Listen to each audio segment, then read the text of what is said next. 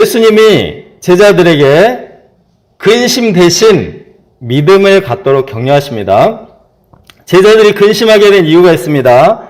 지난 13장에서 유다의 배반, 수제자 베드로의 부인, 그리고 예수님의 죽으심을 예고하셨습니다. 이런 일들이 이제 제자 공동체에 쓰나미처럼 곧 닥쳐올 것입니다.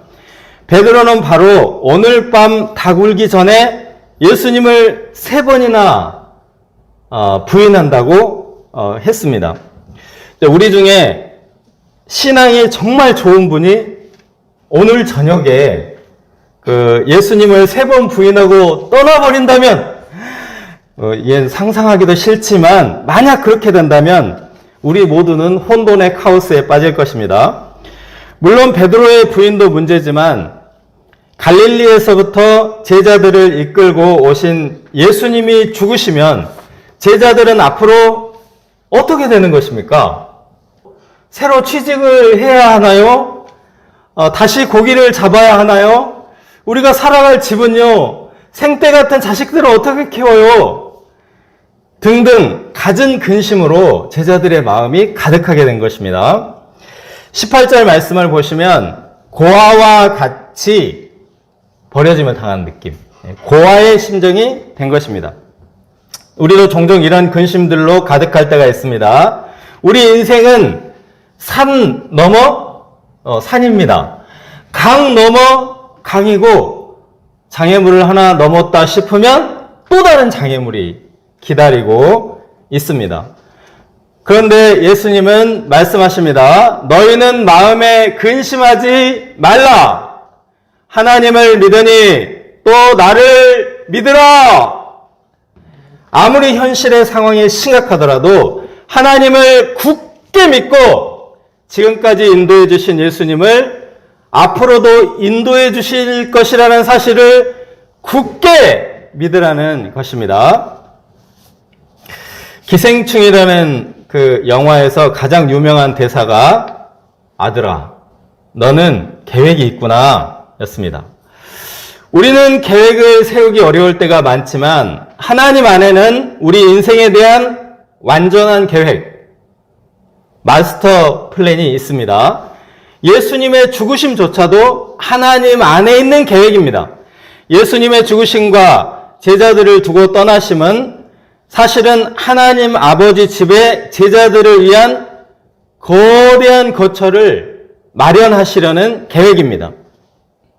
내 아버지 집에 거할 곳이 많도다. 가서 너희를 위하여 거처를 예비하면 내가 다시 와서 너희를 영접하여 나 있는 곳에 너희도 있게 하리라. 여기서 아버지 집이라는 처소는 영원한 하나님 나라입니다. 그곳에 커다랗고 많은 거처를 예비하신다 한 사실은 하나님께서 우리를 VIP로 영접하실 것이라는 뜻입니다. 놀라운 약속입니다. 성탄절에 예수님이 육신을 입고 아기로 태어나셔서 오실 때 마국간에 오셨습니다. 우리가 예수님을 박대했습니다. 우리가 종종 예수님을 문간방으로 밀어내고 뒷방으로 밀어내기를 잘합니다. 예수님을 천대하고 박대하는 우리 인생들의 죄와 허물입니다. 사실 우리 죄와 허물로 보면 하나님 나라에 우리가 넓은 초소는 고사하고 단칸방 한 칸이라도 은혜입니다. 하나님 나라에 들어가는 것만으로도 다행입니다. 그러나 예수님은 하나님의 어린 양이 되셔서 십자가에 죽으심으로 예수님을 멸시하고 무시한 우리 죄를 대속하십니다. 우리가 이 세상 순례의 길을 마치고 영광스러운 모습으로 하나님 나라에 들어갈 날을 기다리시면서 VIP를 위한 거대한 초소를 예비하시고 기다리십니다. 이때 의심 많은 도마니까 돌다리도 두드리는 심정으로 물었습니다. 주여, 주께서 어디로 가시는지 우리가 알지 못하거늘 그 길을 어찌 알겠사옵나이까? 하나님 아버지 집에 거할 곳이 많기는 한데 어떻게 간다는 말입니까? 하나님 나라에 어떻게 갑니까? 부산에 가려면 KTX를 타면 되고 미국에 가려면 비행기를 타면 되고 수성, 금성, 지구 다음에 있는 화성에 가려면 우주선 타면 되는데 천국에는 도대체 뭘 타고 가는 겁니까? 예수님이 곧 아버지께로 가는 길이십니다. I am the way. 예수님은 하나님께로 가는 유일한 길이시며 완전한 길, the way 이십니다. 진리가 있는 길이며 생명을 얻는 길입니다. 진리와 생명을 얻는 여러 길이 있는 것이 아닙니다. 하나님께서 예수님 외에는 구원을 얻을 만한 다른 이름을 주지 않으셨습니다. I am the way. 예수님은 구원의 길에 대해 탐구하신 분이나 구원의 길을 가르쳐 주시고 잘 와봐라 이렇게 하시는 분이 아닙니다. I am the way. 예수님은 길 그 자체이십니다. 예수님께 우리 인생의 운전대를 맡기고 몸을 맡기면 됩니다. 우리의 길이시며 가장 완벽한 길의 안내자이시며 든든한 인생길의 동행자이신 예수님께 감사와 찬양을 드립니다. I am the way. 이 말씀은 영원한 하나님 나라에 안전하게 도착하게 하실 뿐만 아니라 거기까지 가는 모든 과정도 가장 좋은 길이 되어주신다는 뜻입니다. 도중에 길을 잘못 들거나 불필요하게 돌아가거나 하지 않습니다. 요즘 이제 내비게이션으로 최적의 경로를 찾아가는 것처럼 우리 인생의 내비게이션이 되어주십니다. 이 예수님 때문에 우리가 마음의 근심을 싹 비워버리고 확신으로 가득 채울 수 있습니다. 너희는 마음에 근심하지 말라. 하나님을 믿으니 또 나를 믿으라. 예수님의 말씀을 듣고 빌립이 다시 질문합니다. 8절 주여 아버지를 우리에게 보여주옵소서 그리하면 족하겠나이다. 정말 많은 사람들의 요구 사항입니다. 보여주면 믿겠다. 그럴듯한 요구 같지만 사실 이것은 신앙의 표현이 아니라 불신의 표현입니다. 예수님이 하나님을 보여주지 않으셨습니까? 그렇지 않습니다. 예수님을 본 자는 하나님을 보았습니다. 예수님을 보면 하나님을 충분히 알 수 있습니다. 예수님께서는 두 가지 방식으로 살아계신 하나님을 보여주셨다고 말씀하십니다. 첫째는 뭡니까? 예수님의 말씀입니다. 말씀. 내가 너희에게 이르는 말은 스스로 하는 것이 아니라 아버지께서 내 안에 계셔서 아버지의 일을 하는 것이라. 예수님의 말씀은 하나님의 말씀과 똑같이 역사했습니다. 태초에 창조주 하나님께서 창세기 1장에 보면 말씀하면 말씀하시니 그대로 되니라. 가라사대 그대로 되니라. 반복되어 있습니다. 예수님께서 하신 말씀은 창조주 하나님의 말씀과 똑같이 되었습니다. 38년 된 병자에게 일어나 걸어가라. 물리치료하지 않으시고 말씀하셨는데 일어나 걸어갔습니다. 살이 썩어 들어가는 나병 환자에게 내가 원하노니 깨끗함을 받으라. 말씀하시니 아주 깨끗하게 되었습니다. 뿐만 아니라 이 예수님의 말씀, 성경 말씀, 인류 역사상 얼마나 많은 가르침이 있고 경전이 있고 서적들이 있지만 이 천지 만물, 세상과 인간에 대해서 탁월하고 명쾌한 가르침, 성경밖에 없습니다. 사람의 머리에서 나온 것이 아니고 하나님의 감동으로 나온 말씀입니다. 첫 번째 증거는 성경 말씀, 두 번째 증거는 예수님의 표적입니다. 그렇지 못하겠거든 행하는 그 일, 이게 표적입니다. 행하는 그 일로 말미암아 나를 믿으라. 요한복음에 나오는 7가지 표적이 있죠. 유대인인 니고데모도 고백한 것처럼 하나님이 함께 하시지 아니하시면 이 표적들은 아무도 행할 수 없습니다. 하나님의 예수님 안에 계셔서 행하시는 표적을 친히 보여주셨습니다. 그래서 이제 요한복음 7장 31절에도 유대인들이 이렇게 말합니다. 그리스도께서 오실지라도 그 행하실 표적이 이 사람이 행하는 것보다 더 많으랴. 충분한 표적의 증거가 있습니다. 그러므로 이제 중요한 것은 예수님을 믿고 예수님의 이름으로 기도하면서 하나님의 일을 하는 것입니다. 보이는 증거를 반복해서 요구하는 것은 의심입니다. 이제는 예수님을 믿고 예수님의 이름으로 기도하고 응답받으면서 믿느냐 마느냐 이 단계에서 믿고 하나님의 일을 하는 단계로 전진해야 합니다. 예수님의 이름으로 구하면 모든 일이 이루어집니다. 회사에서는 사장님의 이름으로 구하면 다 됩니다.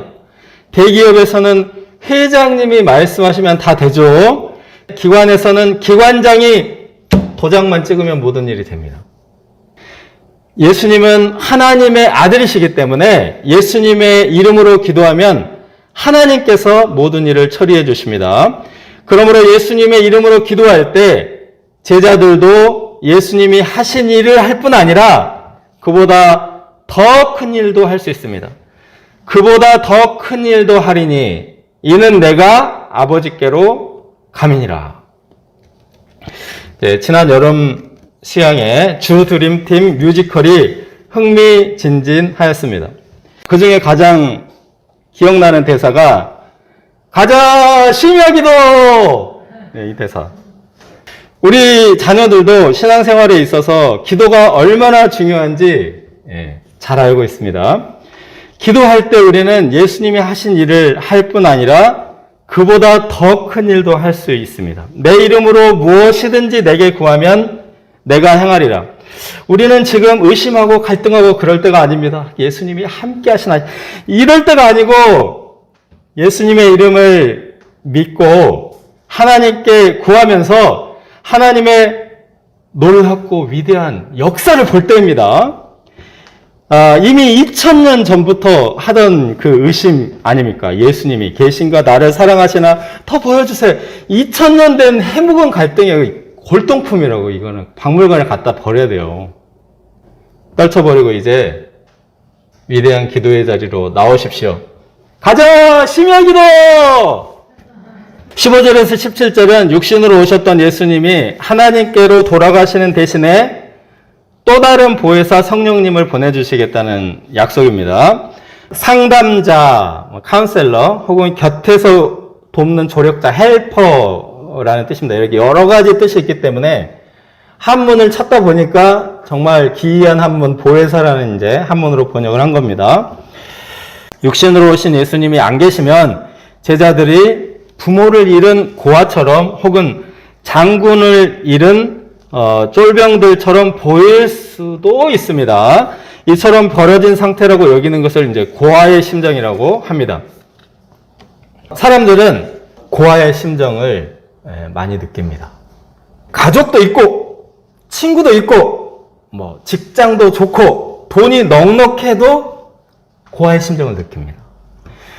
우리 영혼의 주인, 인생의 보호자가 없을 때 느끼는 느낌, 고아의 심정입니다. 예수님을 보지 못하는 세상은 고아와 같습니다. 그러나 예수님의 제자들은 보혜사 성령님께서 동행해 주시기 때문에 든든한 보호자 안에 있는 아이들과 같습니다. 이때 가룟인 아닌 유다가 질문합니다. 주여 어찌하여 자기를 우리에게는 나타내시고 세상에는 아니하려 하시나이까? 육신으로 오신 예수님께서 계속 육신으로 계시면 세상 사람들이 예수님을 볼 수 있고 전도에도 도움이 되고 세계 선교에도 도움이 되지 않겠는가? 이런 말입니다. 세상에 좀 나타내 주십시오. 이런 말입니다. 예수님의 대답은 나타내지 않는 것이 아니고 예수님이 나타내 주셔도 세상 사람들이 보지 못한다 이런 말입니다. 그래서 약간 동문서답처럼 들립니다. 나타내시지 않는 것이 아니라 나타낼 방법이 없다 이런 말이죠. 예수님은 누구에게만 보이느냐? 예수님의 계명을 지키면서 서로 사랑하는 사람들, 사랑의 사람들에게 예수님이 보입니다.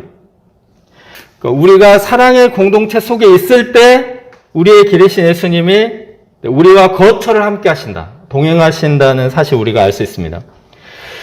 우리가 서로 사랑하지 못하면 고아의 심정이 될 수 있습니다. 길이신 예수님을 믿지 못하여 마음에 세상 근심과 걱정으로 가득 차 있으면 나 홀로 버려져 있는 그 느낌에 사로잡힙니다. 그러므로 우리가 고아의 심정을 느낀다. 그것은 예수님이 함께하지 않는 것이 아니고,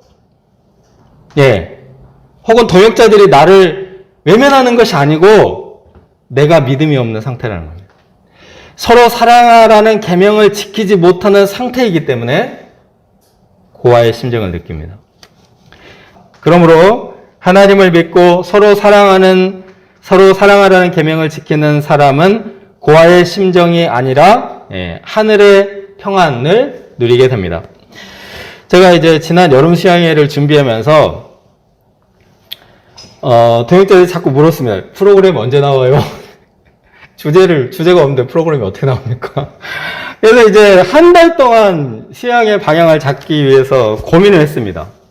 무슨 고민일까요? 온라인 수양회로 뭐가 되겠냐, 이 고민을 한 달 동안 한 겁니다. 그때 이제 요한복음 7장 말씀 메시지였는데 생수의 강이 흘러나오리라. 그래서 이 생수의 원천이신 예수님께서 온라인으로도 생수의 강이 흐르는 수양회가 되게 하실 줄 믿는 믿음이 생겼습니다. 결과적으로 메시지와 소감, 찬양, 뮤지컬까지 생수의 강이 넘치는 수양회가 되었습니다. 예수님께서 우리를 고아처럼 버려두지 않으시고 코로나 팬데믹 상황에서도 아버지께로 가는 길이 되어주신다는 사실입니다. 올해 제 연료절이 그리스도의 평강이 주장하도록 말씀인데, 또 제 연료절에 맞게 하늘의 평안을 선물로 받았습니다. 제가 고아처럼 버려두지 않으시고 가장 좋은 길, 가장 온전한 길로 인도하시는 예수님과 동행할 수 있기를 기도합니다. 자, 우리는 이 길이라는 말을 지혜, 해결책이라는 의미로도 많이 씁니다. 길이 도대체 뭐냐? 방법이 있나? 이런 의미로 많이 씁니다. 예수님께서 바로 그 길, 더 웨이이십니다. 우리 가정의 풍요와 화목의 길, 부부의 금실의 길, 자녀 교육의 길, 직장 생활의 비결, 바로 예수님이십니다. 예수님이 천상으로 가는 길이십니다. 우리가 예수님의 이름으로 기도하고 예수님의 계명대로 살아갈 수 있기를 기도합니다.